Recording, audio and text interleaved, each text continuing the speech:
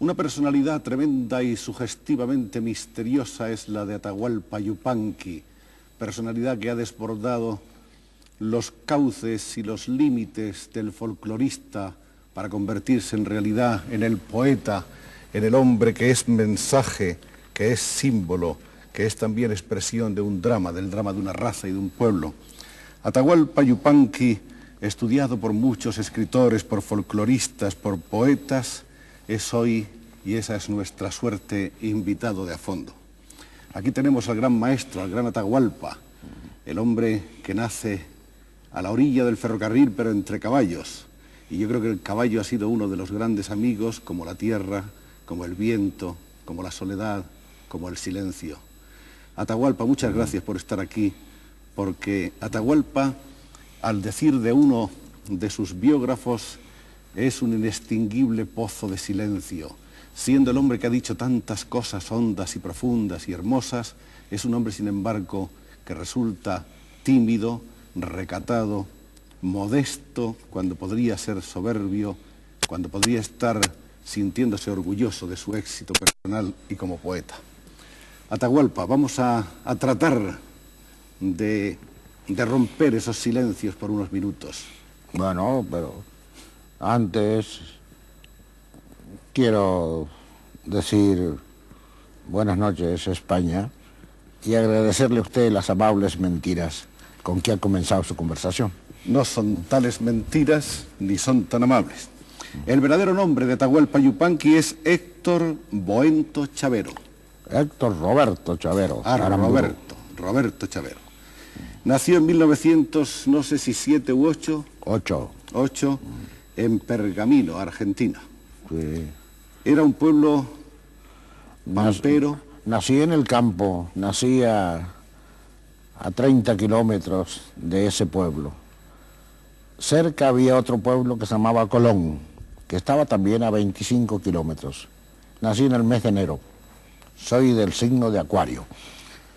Nací en el mes de enero. Llovía, según me contaron después, llovía enormemente y los caminos no eran absolutamente asfaltados. Había lodo, lodazales inmensos. Para ir a anotarme al registro civil había que montar a caballo. Y había más lodo para ir a Colón que para ir a Pergamino. Entonces quedaba mejor el camino del Pergamino, un viejo y hermoso pueblo, y me anotaron en el Pergamino porque era más fácil llegar. Yo nací en el campo de la Cruz, el campo de los Segoburos, unos tíos abuelos vascos. Era una vieja posta del... Sí, era una posta. Para ir al norte había que pasar por el campo de la Cruz. Y el padre de Atahualpa trabajaba en el ferrocarril. Mi padre trabajaba de peón en el ferrocarril, de empleado. Era un pobre con libros. Siempre llevaba 4 caballos y unas alforjas con libros, con extraños libros que alguna vez los leí cuando tuve licencia.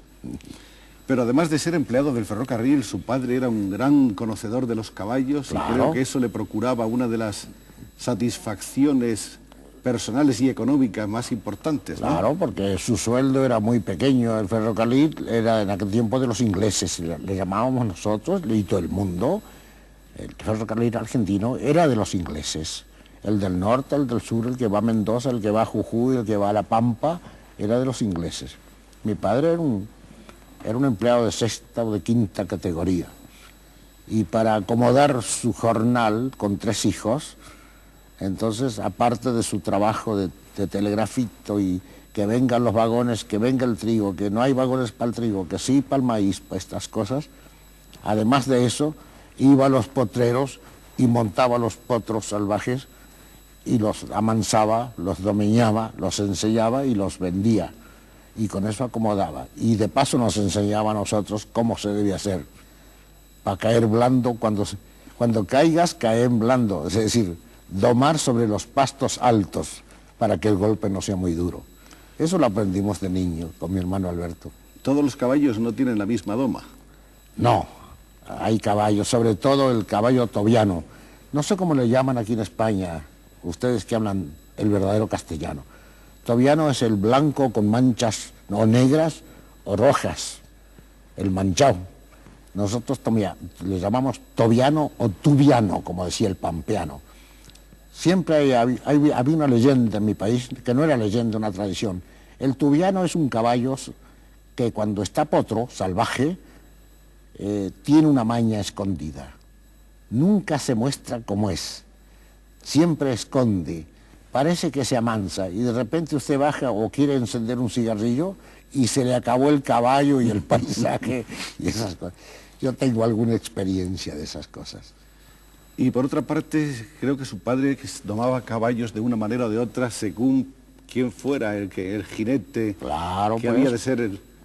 Sí, así, en aquel tiempo se hacía así, por una vieja tradición que algunos generosamente le llaman sabiduría, pero es una tradición.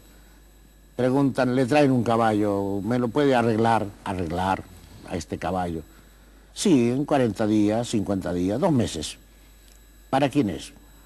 Es para doña Elvira. Y doña Elvira, una señora conocida, una señora de 70 kilos, una señora gorda, entonces le arreglaba caballo para gorda. Si era para un joven coqueto y señorito, le hacía un caballo travieso, que se dejaba montar, pero luego arriba, al golpear el yesqueo para fumar, con el solo golpe el caballo, como diciendo, ¿dónde salto? ¿Ah? Pero era joven el que iba arriba. Y mi padre, como tantos otros, no era monopolio, como tantos sabía esos secretos y los fue transmitiendo a nosotros, a la gente. Era tradición. Según quien montara, así era el caballo. Y así era su paisaje y su andar. De modo que nació usted entre caballos. Entre caballos. A los que se acostumbró pronto, me imagino, y les tomó Claro. cariño. La primera música fue la espuela, el ruido de la espuela, el magnífico ruido de la espuela. Era un poco espejo de la noche la espuela. Ahora lo digo, en aquel tiempo no lo sabía. Pero cuando ya a los 14 o 15 años andaba con espuelas de plata, en aquel tiempo las espuelas de plata valían 100 pesetas. Cualquier pobre tenía espuelas de plata. Que era lindo cuando asomaban las estrellas de noche, cuando la noche nos roba la tarde y se empieza a entoldar de estrellas el cielo, ¿no? Era lindo verlas reflejarse en la espuela. Le hacía como guiños, como quien guiña el ojo. La estrella se refleja en la espuela y le hace guiños. Entonces pareciera que el adolescente comenzara a crecer. Ya está un poco en hombre y sobre todo a caballo. Hay un viejo refrán, una vieja tradición en mi país que dicen que un hombre de a pie solo es la mitad de un gaucho. El gaucho entero es el que está arriba, sobre el caballo. Y eso ha seguido años. Pienso que en algún rincón de mi pampa, de mi querida tierra, todavía sigue esa tradición, felizmente. ¿Es usted un gaucho? Me siento que es una manera de serlo. Me siento. Lo fui por lo que pasé.